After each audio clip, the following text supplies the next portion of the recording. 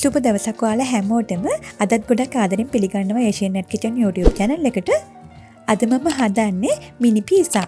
ඉතින් මේ මිනි pizza oven එකේ වගේම oven එකක් නැතුව ලිපේ වුණත් ගොඩක් හොඳට හදාගන්නේ කොහොමද කියලා අද වීඩියෝ එකෙන් ඔයාලට බලා ගන්න පුළුවන්. ඉතින් ඔයාලට මතක ඇති මම කලිනුත් වීඩියෝ එකක් අප්ලෝඩ් කළා ලොකු චිකන් පීසා එකක් අපි කොහොමද ගෙදරදී හදාගන්නේ කියන එක ගැන. ඉතින් මේ වීඩියෝ එක බලපු නැති කෙනෙක් ඉන්නවනම් මේ වීඩියෝ එකට පල්ලෙන් මම ලින්ක් එක දාන්නම්. එතනින් ගිහලා බලන්න. ඉතින් අපි අද මුලින්ම බලමු මම අද හදන මේ මිනි පීසා වල ඩෝ එක එහෙම නැත්නම් පිටි මෝලිය හදාගන්න අපිට මොනවද අවශ්‍ය වෙන දේවල් කියලා. මම මෙතන පාන් පිටි ග්‍රෑම් 300ක් අරන් තියෙනවා.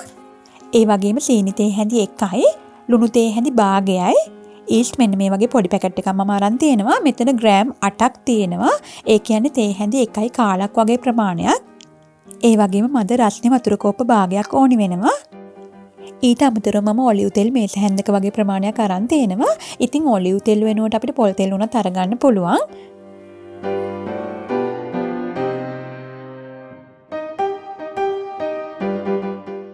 මම දැන් මුලින්ම කරන්නේ මේ වගේ ලොකු බෝල් එකක් අරගෙන yeast එක ඒකට දාගන්නවා. ඊළඟට සීනි ටිකත් ඒකට දාගන්නවා. ඊළඟට අපි ගන්න මද රස්නේ උණු වතුර එකෙන් භාගයක් දාගන්නවා. අපි මෙතනදී ගන්න මේ වතුර එක සාමාන්‍ය ඇඟිල්ලක් දාගන්න පුළුවන් මට්ටමට වගේ මද රස්නේ මට්ටමක අනිවාර්යයෙන්ම තියෙන්න ඕනේ. දැන් මේ සේරම ටික පොඩ්ඩක් කලවම් කරලා පියනකින් වහලා මෙන්න මේ විදිහට පැත්තකින් විනාඩි 10ක් වගේ කාලයක් තියන්න ඕනේ. ඉතින් විනාඩි 10ක් ගියාට පස්සේ මේ බලන්න අපේ yeast එක මේ විදිහට හොඳින් පෙන පිපිලා තියෙනවා අපිට බලා ගන්න පුළුවන්. අපි ගන්න yeast එක හොඳ ඇක්ටිව් මට්ටමක තියෙනවද කියලා බලන්න තමයි අපි මේ විදිහට මුලින්ම කරන්නේ. දැන් මේ yeast එකට අපි ගන්න පාන් පිටි ග්‍රෑම් 300, ලුණු තේ හැඳි භාගෙ වගේම ඔලිව් තෙල් මේස හැන්දක් මම දාගන්නවා. ඊළඟට මේ සේරම ටික එකට මෙන්න මේ වගේ ලී හැඳිමිටකින් මම හොඳට කලවම් කරගන්නවා.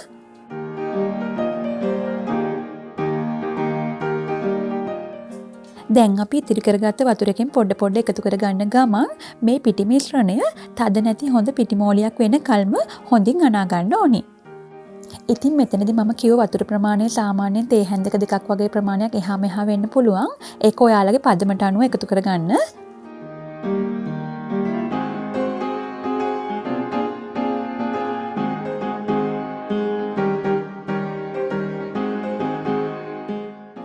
මම අරන් තියෙන බෝල් එකේ හොඳට ඉඩ තියෙන නිසා බෝල් එකේ තියෙද්දිම විනාඩි 5ක් 6ක් වගේ කාලයක් මේ විදිහට හොඳින් අනා ගන්නවා.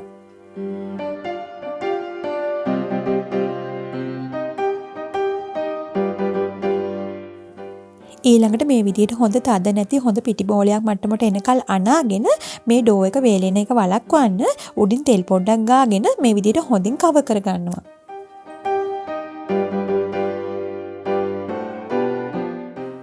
දැන් මේ පිටි මෝලිය මේ තියෙන ප්‍රමාණය වගේ දෙගුණයක් වෙනකල් පැත්තකින් තියාගන්න ඕනි. ඉතින් දේශගුණය අනුව එක එක්කනාට ඒකට ගත වෙන කාලය වෙනස් වෙන්න පුළුවන්.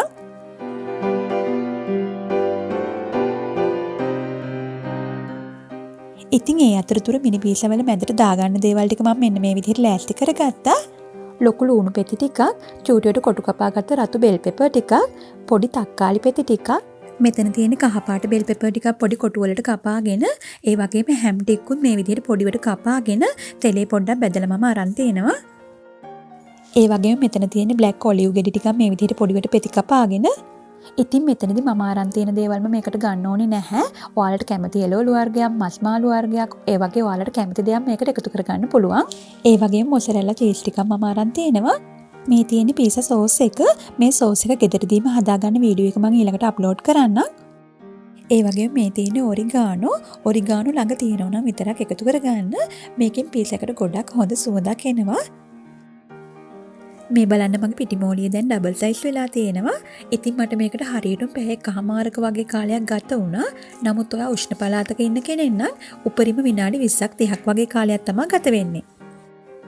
දැන් පිටි මෝලියේ උලන් ටික මේ විදිහට අතින් තද කරලා ඉවත් කරගෙන පිටි මෝලිය මේ විදිහට දිගට රවුම් කරගන්න ඕනේ.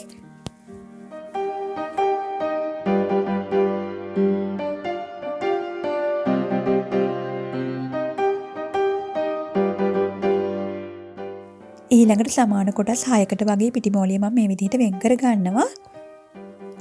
දැන් කොටස් වලට වෙන් කරගත්ත පිටිමෝලියෙන් එක එක කොටස මම අරගෙන මේ විදිහට අතින් මම රවුමට තුනී කරගන්නවා.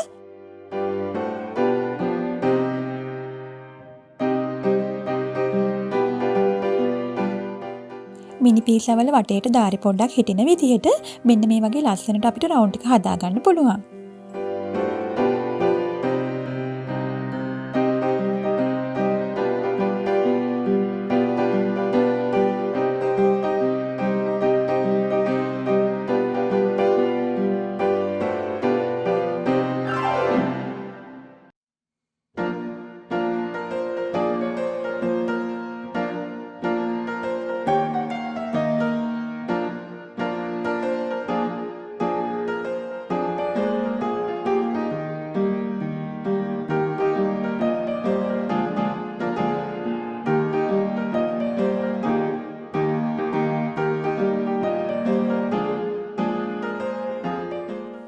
දැන් මේ විදිහට හදාගත්ත පීසා රවුන්ඩ් එකේ මැද කොටසේ ගෑරුප්පුවකින් මෙන්න මේ විදිහට සිදුරු ටිකක් හදා ගන්න ඕනේ.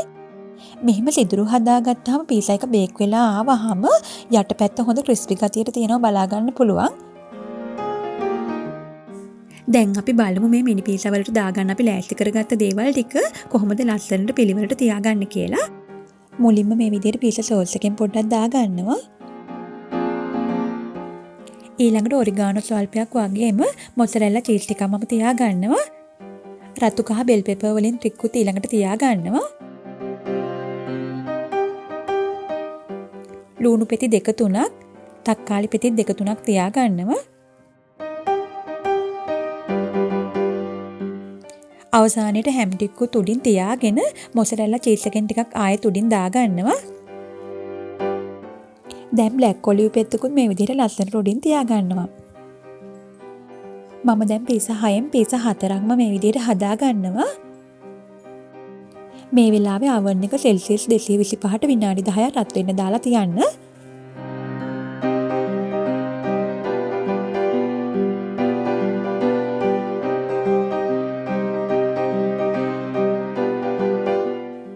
ඒ විදිහට විනාඩි 10ක් රත් වුණ oven එකට මම දැන් මේ පීසා 4 දාගන්නවා. ඉතිරි පීසා දෙක මම ලිපේ හදාගන්න විදිහ දැන් පෙන්නන්නම්. ඉස්සෙල්ලාම මම මේ වගේ පෑන් එකක් ලිපේ තියලා පීසා රොටි දෙක මේ විදිහට දෙපැත්ත පොඩ්ඩක් පුච්ච ගන්නවා.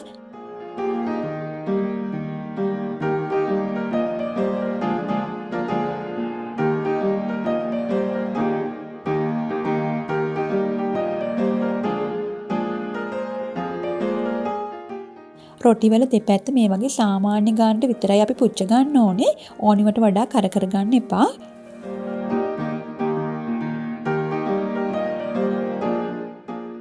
ඊළඟට මම කලින් පීසා 4ට දාගත්ත දේවල් ටිකම මේ පීසා දෙකටත් දාගන්නවා.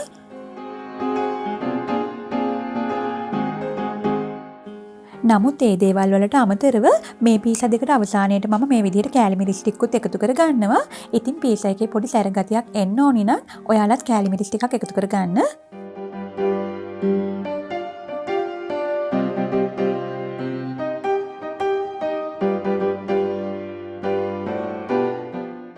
ඊළඟට පෑන් එක ලිපේ තියලා විනාඩියක් වගේ කාලයක් පියනකින් වහලා පෑන් එක මේ විදිහට රත් කර ගන්න ඕනේ. ඊළඟට විනාඩියක් රත් කරගත්ත පෑන් එකේ මේ විදිහට පීසා තියලා පියනකින් හොඳට වහලා ලිපේ ගින්දර ගොඩාක් අඩු මට්ටමේ තියාගෙන විනාඩි 5ක් 6ක් වගේ කාලයක් චීස් හොඳට දිය වෙලා පීසා එක හැදෙනකල් තියාගන්න ඕනේ. මම අරන් තියෙන්නේ පොඩි පෑන් එකක් නිසා එකවරකට පීසා එකකට වඩා හදාගන්න බෑ. නමුත් ලොකු පෑන් එකක් ගන්නවා නම් පීසා ටික සේරම අපිට එකවරම හදාගන්න පුළුවන්. දැන් විනාඩි 5කින් පස්සේ මේ බලන්න චීස් ටික හොඳට දිය වෙලා පීසා එක ගොඩක් ලස්සනට හැදිලා තියෙනවා අපිට බලා ගන්න පුළුවන්.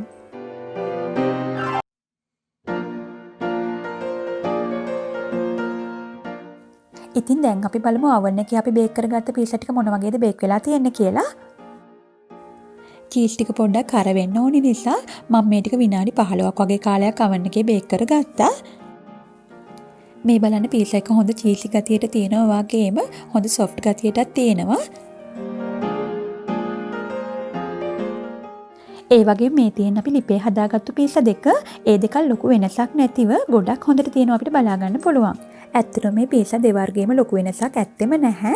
නමුත් මම oven එකේ බේක් කරගත්තු පීසා ටික චීස් පොඩ්ඩක් කර වෙන්න වැඩි වෙලාවක් බේක් කරගත්තු නිසා චීස් රසයේ විතරක් පොඩි වෙනසක් තියෙනවා.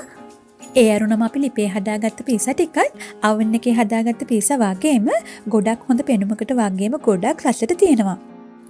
ඉතින් ඔයාලටත් පුළුවන් ගෙදරදීම ගෙදර තියෙන අමුද්‍රව්‍ය වලින් Tamanට කැමති විදිහට මේ වගේ මිනි පීසා ටිකක් oven එකේ හරි ලිපේ හරි හදලා ගෙදර අයත් එක්කම රස බලන්න. ඉතින් ඔයාලද මේ මිනි පීසා වීඩියෝ එකට කැමති නම් like කරන්න, comment කරන්න වගේම තවත් යාළුවන්ට බලන්න share කරන්න. ඒ වගේම channel එක subscribe කරලා bell icon එකත් click කරලා තියාගන්න. තවත් අලුත් වීඩියෝ එකකින් අපි හම්බ වෙමු. ඔයාලා හැමෝටම සුබ දවසක්.